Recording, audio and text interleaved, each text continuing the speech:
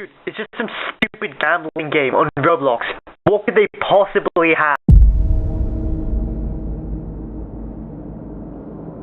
3 attempts for the dead god's return, and 3 failures. You have stepped into this dull land, where only a hollow shell remains. I will enjoy toying with you.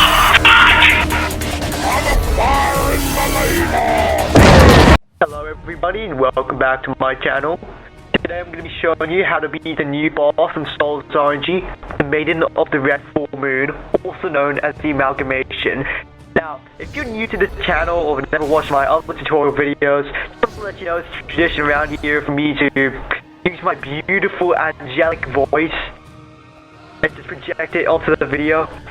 You can use my very high quality PowerPoint slides to teach you how to beat different things. Now I'll go over some must-knows. First point, I heavily recommend going multiplayer because the boss HP scale less than base HP then results in everyone having to do a less total equal damage. If on solo I have to do 15,000, but if I have one friend, we'll both have to do 11,000 each. Fix everything. Next point, patience is absolute key.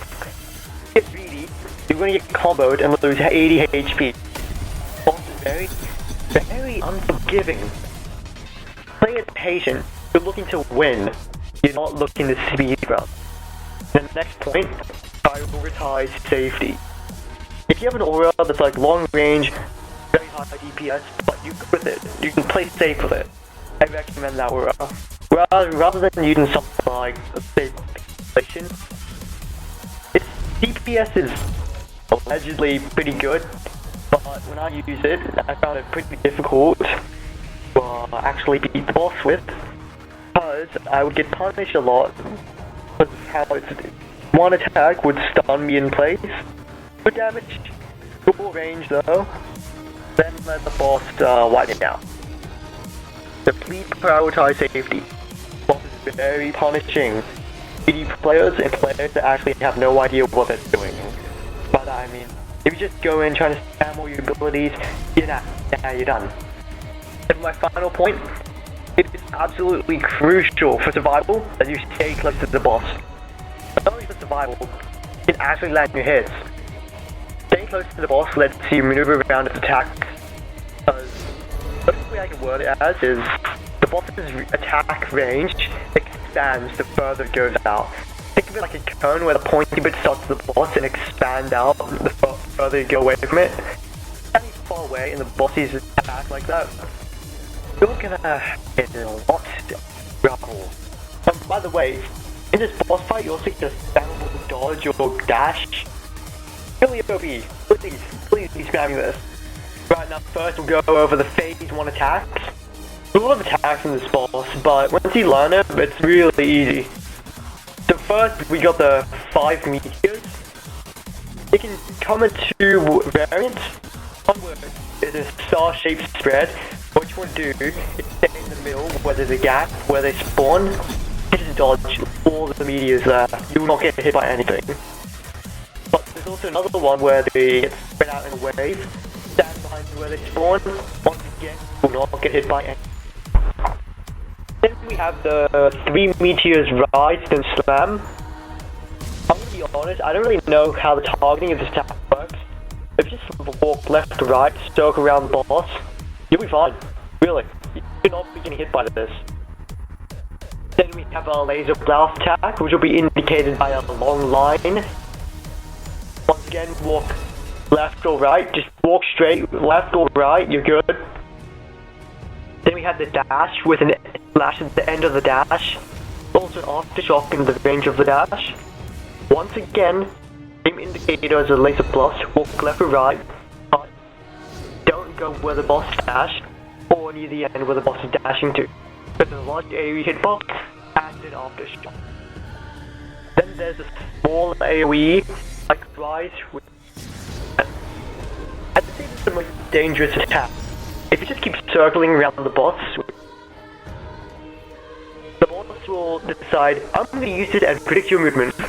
Then you lose 40 HP, get put in a quick time event, and if you don't do it fast enough, you'll get comboed. To avoid this, opt the opposite direction you were going when the boss starts using the attack. Finally, it's either cone or V-shaped spike wave. This attack is a very small wind-up. It's very punishing. If you're not circling around the boss, you'll most likely get hit by it. It'll lose not much HP, but I believe it may quick time event you. I mean, that might be later phases. Honestly, just circling around the boss. Don't even bother getting hit by this. It's not worth it. Even if this is just a shell, do you really think a mere plaything can defeat me? Now on to phase 2. This introduces 2 more attacks, I believe. Well, there is one more ultimate. It's more for the start of phase 3, but I thought I'd include it here as well. So the first attack is the large circle AoE with spikes with an aftershock. You will see a large red circle appear. What you want to do is dodge in a single direction out of it, and dodge out of it, just get out of there, and don't go back in until the aftershock's done. Very simple, yet very punishing. Now the most punishing attack of them all, Light Shield Counter Attack. This attack will immediately appear in phase 2, but the yellow will give you an indicator and a message telling you the first time when the boss will use this. Just do nothing until the boss uses the HP bar will have an exclamation point, meaning if you were to deal a certain threshold of damage, the boss's shield will pop and deal a lot of damage in a large AoE around it. So this is where you want to start playing it safe, but if the boss uses an attack that isn't this attack, use your attack. Start attacking like whenever. You might accidentally pop the shield because the boss will use it in mid-range through your skill use attack, which will suck.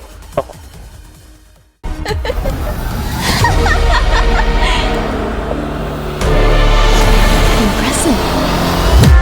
But what you face now is calamity itself!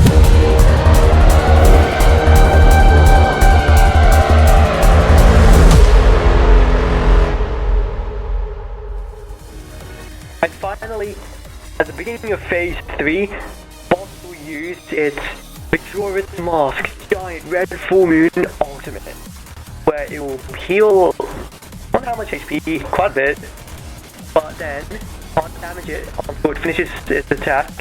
It will say, "Quick, get to me!" and summon a shield, Dome Shield, where you get it under it, or you'll immediately die with Giant Moon crashing to the map.